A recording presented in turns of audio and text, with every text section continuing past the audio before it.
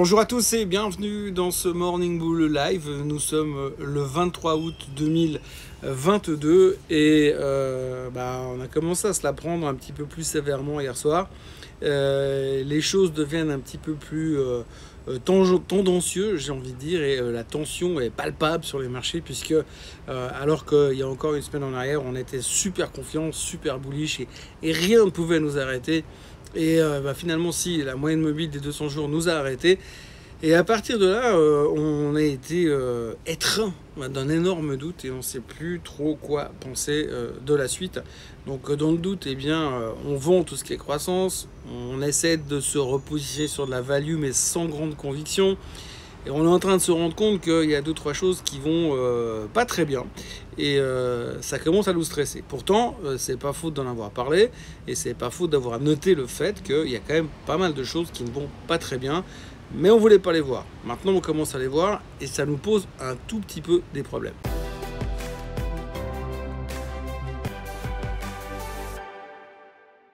Alors je veux pas faire du tout le mec bearish, je veux pas non plus faire le mec qui avait vu quelque chose, j'ai rien vu du tout, je me suis fait prendre dans tous les sens par le marché comme tout le monde et je me suis fait surprendre dans tous les sens par le marché comme tout le monde et franchement j'avoue qu'à un moment donné je pensais vraiment qu'on était effectivement en train de se faire un short squeeze massif et puis finalement soudainement retour sur terre. Alors retour sur terre finalement, je me posais un petit peu la question quand je regardais les marchés hier.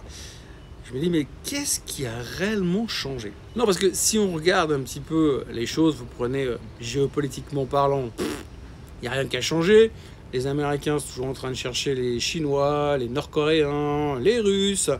Et puis les Russes sont toujours en train de foutre le bordel en Ukraine. On se bagarre autour d'une centrale nucléaire en Ukraine. Macron est très préoccupé par ce qui se passe en Ukraine et se fout totalement de ce qui se passe dans son pays. Bref, on a un peu l'impression que rien n'a changé au niveau géopolitique. Macroéconomiquement parlant, ok, on a eu un pic sur le CPI, c'est ce qu'on attendait, on savait tous que le CPI allait finir par baisser simplement parce que le baril baissait entre deux. D'ailleurs, si le baril commence à remonter, comme tout le monde le craint ces prochains temps, on va avoir un nouveau problème sur l'inflation parce que je suis pas sûr que le pic on l'aura atteint au mois de juillet, mais peut-être ce sera plus tard. Donc du coup on a cette préoccupation économique, mais rien n'a changé. Si vous regardez les informations qu'on a aujourd'hui, mardi 23 août, c'est les mêmes qu'on avait mardi il y a une semaine en arrière. Entre deux, oui, il y a eu les minutes du FOMC meeting, oui, on nous a dit que rien de neuf finalement, mais on a dit qu'effectivement la préoccupation principale de la Fed, c'est l'inflation. Ils veulent se faire l'inflation, point barre. Donc la crainte qu'on a aujourd'hui, je ne vais pas vous faire du Pierre Bellemare, mais donc la crainte qu'on a aujourd'hui, c'est effectivement que lors du discours de Jackson Hole, qui aura lieu vendredi soir, en fin de journée pour nous, Européens, c'est qu'ils viennent nous dire que finalement, oui, lui, il veut battre l'inflation et qu'il se fout totalement du fait qu'à force de taper sur les taux à la hausse, ils nous mettent tout le pays, tout le monde, les États-Unis entre autres, en récession. Non, parce que globalement, la Chine sont plutôt en train de ralentir. Nous en Europe, c'est même plus une question de savoir si on va aller en récession, là plutôt c'est la question qu'on a, c'est combien profond on va aller en récession, surtout quand on n'aura plus de gaz et plus d'énergie cet hiver, merci la Russie. Ce qu'il faudrait surtout pas, c'est que les Américains rentrent en récession. Mais visiblement, on a un petit peu peur aujourd'hui, enfin là tout de suite c'est la préoccupation principale, c'est de se dire « Mais mon Dieu, si tout d'un coup Powell nous disait qu'effectivement il se foutait d'entrer en récession, ce qu'il voulait d'abord c'était calmer l'inflation, puis après on s'occupera de la récession plus tard. » Alors je vous cache pas que ça va être impossible que Powell se pointe vendredi en disant « Je me fous totalement de la récession ». Mais de nouveau ce sera à nous d'interpréter comme on sait aussi bien le faire, les paroles de la Fed, les écrits de la Fed, les mimiques de M. Powell, la couleur de la cravate de M. Powell, savoir s'il portera une chemise unie ou une chemise rayée.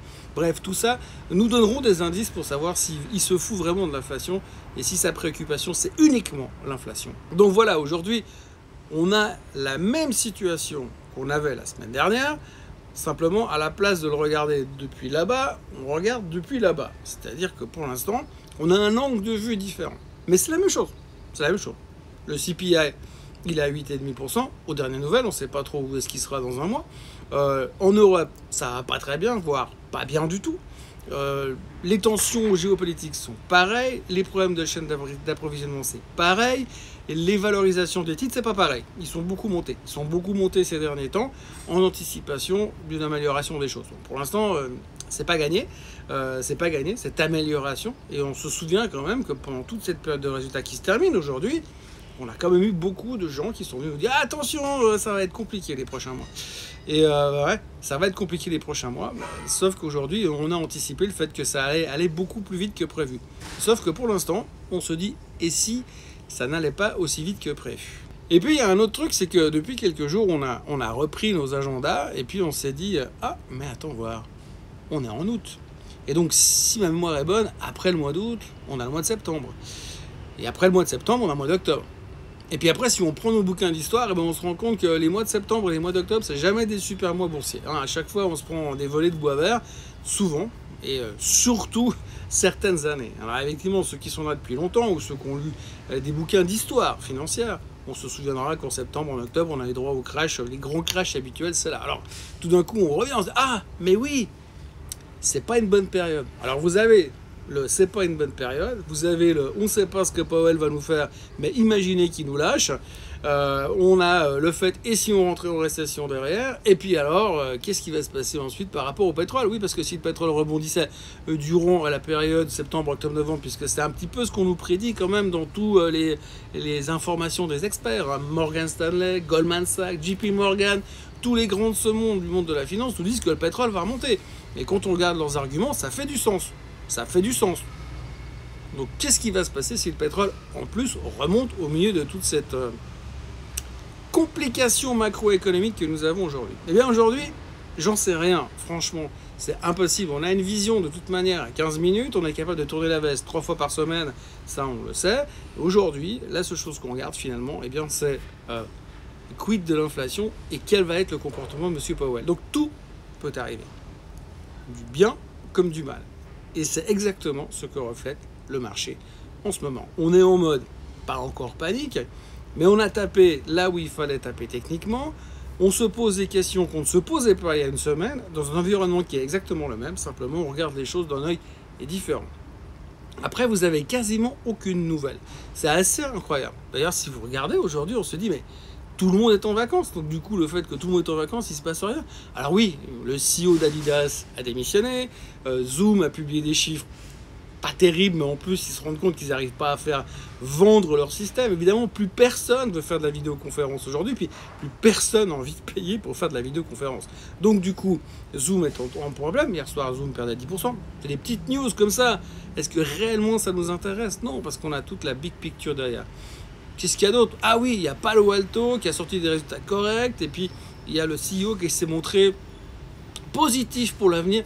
Prudent, mais positif pour l'avenir. On a beaucoup aimé le titre pour la 8%. Bref, c'est des bricoles comme ça à droite à gauche qui se passent sur certains titres. Mais la photo globale aujourd'hui, c'est que on est en train de ressortir de tout ce qui est croissance pour aller se planquer de nouveau dans tout ce qui est défensif. Alors, c'est un grand classique, on connaît. Pourquoi? Parce qu'on est stressé. Et on a toutes les raisons d'être stressé. Et puis, par-dessus tout ça, il y a quand même un truc que je trouve absolument phénoménal. C'est qu'au milieu de toutes ces interrogations sur l'inflation américaine, sur la récession américaine, sur les couleurs de cravate de M. Powell, on a oublié un truc dont on ne parle quasi pas. D'ailleurs, vous ouvrez le FT aujourd'hui, on vous parle que le marché américain a perdu 2% hier soir. Par contre, tout en bas à droite, après les chiens écrasés, après la rubrique luxe et quelle montre vous devez acheter avec votre prochain bonus, eh bien, on nous parle en délicatesse du rendement du 10 ans italien. Alors, regardez discrètement dans un coin du bureau si vous avez le temps, mais asseyez-vous d'abord, regardez juste le graphique du 10 ans italien. Le voilà. Ça se passe de commentaires. Le graphique du 10 ans italien, le rendement du 10 ans italien a littéralement explosé ces derniers jours. Le 9 août, on était à 3%. Aujourd'hui, on est à 4,5%. Je vous laisse faire le calcul, mais ça fait une sacrée hausse quand même en quelques jours. Pourquoi? Pour rien. Ils n'ont juste pas de gouvernement. Ils n'ont pas de gouvernement, puis à côté de ça, ils ont un endettement qui est juste stratosphérique. Donc, on est en train de se dire, bon, on n'est pas encore là, mais avec un rendement qui monte à 4,5%, on peut commencer à se dire, il y a peut-être 2-3 personnes là autour qui sont en train de se dire qu'il ne serait pas impossible que l'Italie fasse défaut. Alors, je suis pas en train de vous dire que l'Italie va faire défaut. Je suis en train de vous dire que pour ceux qui étaient là en 2011, il y a un autre pays qui n'est pas l'Italie, mais qui est aussi bien au sud de l'Europe, la Grèce, qui nous a fait un peu le même trip. On a dû restructurer la dette, on a parlé 1250 fois de défaut de la dette.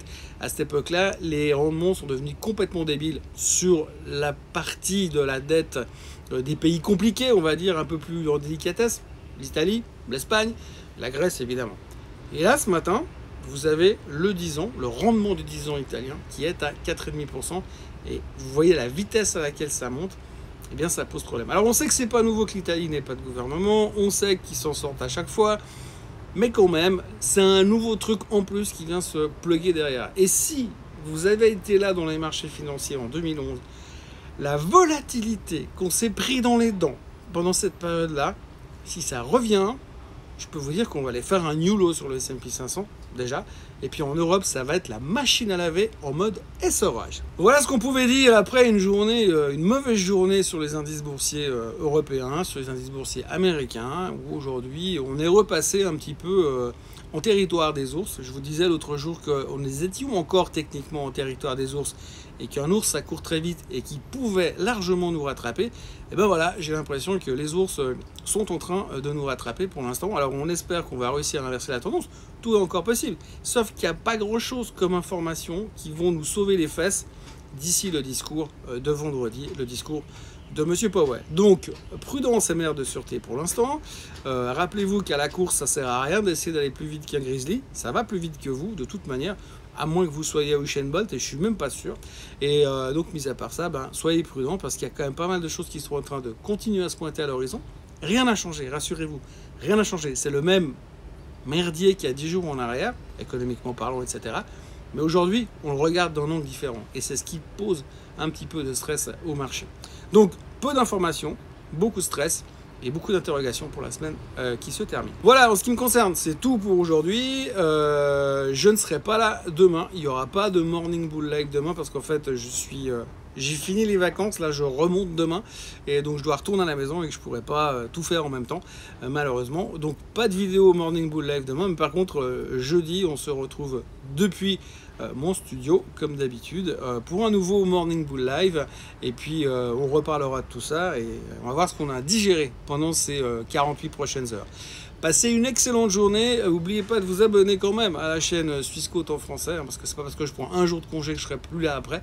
Je serai toujours là parce que vous me manqueriez beaucoup trop.